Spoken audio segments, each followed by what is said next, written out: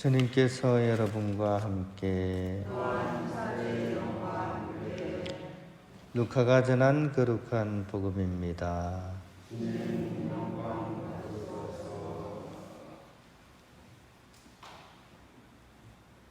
예수님께서는 회당을 떠나 시몬의 집으로 가셨다. 그때 시몬의 장모가 심한 열에 시달리고 있어서 사람들이 그를 위해 예수님께 청하였다. 예수님께서 그 부인에게 가까이 가시어 열을 꾸짖으시니 열이 가셨다. 그러자 부인은 즉시 일어나 그들의 시중을 들었다. 해질 무렵에 사람들이 갖가지 질병을 앓는 이들을 있는 대로 모두 예수님께 데리고 왔다. 예수님께서는 한 사람 한 사람에게 손을 얹으시어 그들을 고쳐주셨다. 마귀들도 많은 사람에게서 나가며 당신은 하느님의 아드님이십니다 하고 소리 질렀다. 그러나 예수님께서는 꾸짖으시며 그들이 말하는 것을 용납하지 않으셨다. 당신이 그리스도임을 그들이 알고 있었기 때문이다.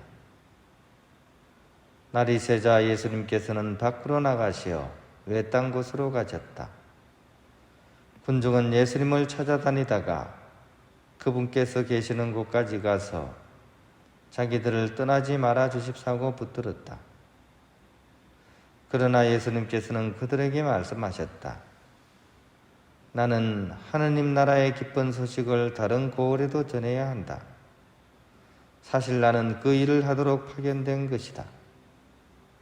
그러고 나서 예수님께서는 유다의 여러 회당에서 복음을 선포하셨다. 주님의 말씀입니다.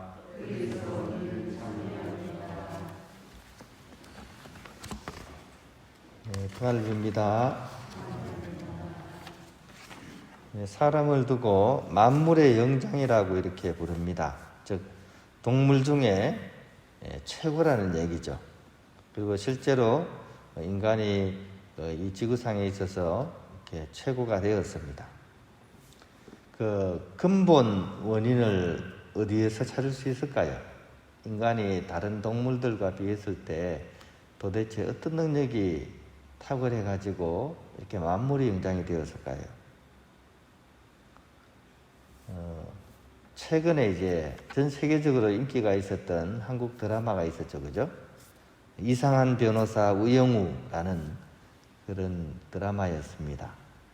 여기서 이제 장애를 가지고 있는 주인공이 어려움에 처하거나 그런 경우에 이렇게 화면에 커다란 고래가 막 지나가는 그런 장면이 계속 이렇게 나왔습니다. 중요한 순간과 위험한 순간 때 항상 고래가 지나갔습니다. 왜 그 드라마에서는 그 순간에 자꾸 고래를 이렇게 보여주는 걸까요? 지구상의 그 수많은 동물 중에서 인간만이 할 수 있는 어떤 능력을 이 고래가 어느 정도 공유를 하고 있기 때문입니다. 도대체 어떤 능력이 그러면 이 고래가 인간과 이렇게 비슷한 능력을 좀 지니고 있을까요? 같은 포유류인데 작은 새끼 코끼리 한 마리가 이렇게 무리를 따라 이동을 하다가, 코끼리들은 막 이동하면서 살거든요. 풀 뜯어 먹어야 되니까.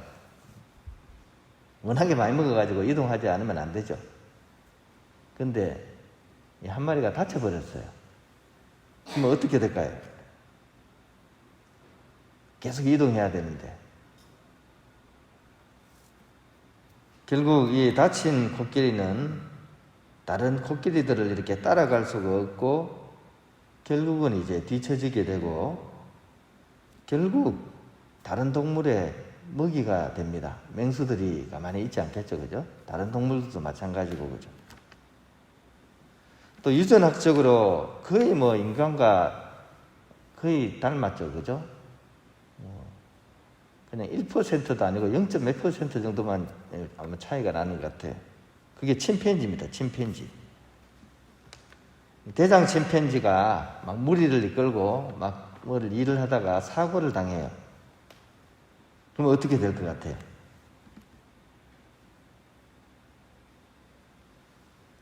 조금 지난 후에 그 힘이 좀 떨어진 사실을 알게 된 그 밑에 있는 다음 서열의 침팬지에게 무참히 당하고 난 뒤에 결국 버려집니다.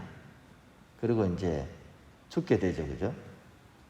비정하지만 이것이 어떻게 보면 동물의 세계 정글의 법칙입니다. 근데 처음에 제가 고래를 얘기했잖아요.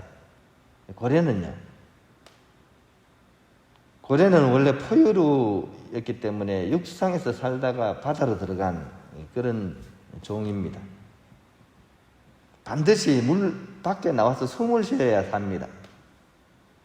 근데 다쳐버리면요, 그건 안 되잖아요.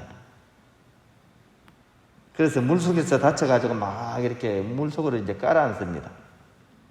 축 늘어져가지고.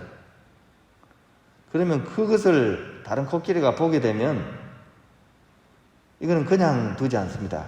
이 고래들은 즉시 밑으로 들어가서 그 깔아앉는 이렇게 고래를 엎고서 물 밖으로 막 숨 쉬도록 끌어올린다고 합니다. 이것이 바로 동감의 능력입니다.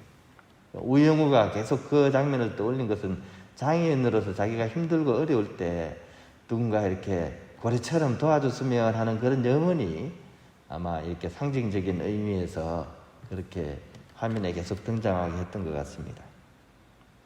즉 인간은 바로 이 공감과 동감의 능력을 통해서 서로 돕고 또 분업을 해가면서 결국 만물의 영장이 되게 된 것이라고 볼 수 있습니다. 오늘 복음에서도 바로 그런 능력자들이, 동감의 능력자들이 등장을 합니다. 즉 예수님을 열에 시달리는 베드로 장모한테 데리고 가서 고칠 수 있도록 이렇게 안내해 줍니다. 그러고 나서는 갑자기 싹 사라집니다. 해질 무렵에 다시 등장합니다. 이번에는 아주 많은 사람들을 데리고 옵니다. 갖가지 질병을 앓는 사람들을 다 데리고 와서 예수님께 고쳐달라고 합니다. 근데 예수님께서 그 싫어하시지 않고 지금 퇴근해야 될 때잖아요. 6시 넘었잖아요. 그죠? 근데도 예수님께서는 한 사람 한 사람을 다 손을 대면서 이렇게 고쳐주십니다. 그러고 나서 이 사람들이 또 싹 사라져버립니다. 이번에는 이제 날이 새었을 때 새벽에 나타납니다. 얼마나 부지런합니까? 마침 예수님께서는 외딴 곳에서 기도하고 계셨죠. 이번에 찾아왔는데 이번에는 옆에 아무도 없습니다. 다만 이렇게 얘기하죠. 자신들을 위해서 예수님께서 떠나지 말고 남아주기를 간절히 청합니다. 그런데 이상하게도 그죠? 예수님께서는 이 사람들의 소원을 들어주지 않습니다. 오히려 냉정하게 나는 하느님의 일을 하기 위해서 왔기 때문에 떠나가야 된다 하고 냉정하게 뿌리치고 이렇게 떠나시는 장면이 마지막 장면입니다. 이 사실은 그렇게 해석할 수도 있겠죠. 그죠? 예수님께서는 어떤 사람과 같이 하는가?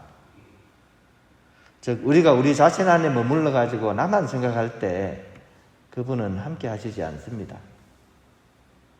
대신 우리가 누군가와 공감해서 그 사람들을 위해서 눈여겨보고서 그들과 함께 하려고 할 때 예수님께서도 우리와 함께 하시면서 도와주신다는 그런 내용을 우리가 알아들어도 좋을 것 같습니다.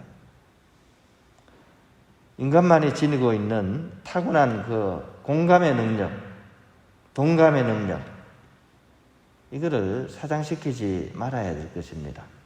며칠 전에 탤런트 비유가 왔죠, 그죠? 나왔죠, 그죠?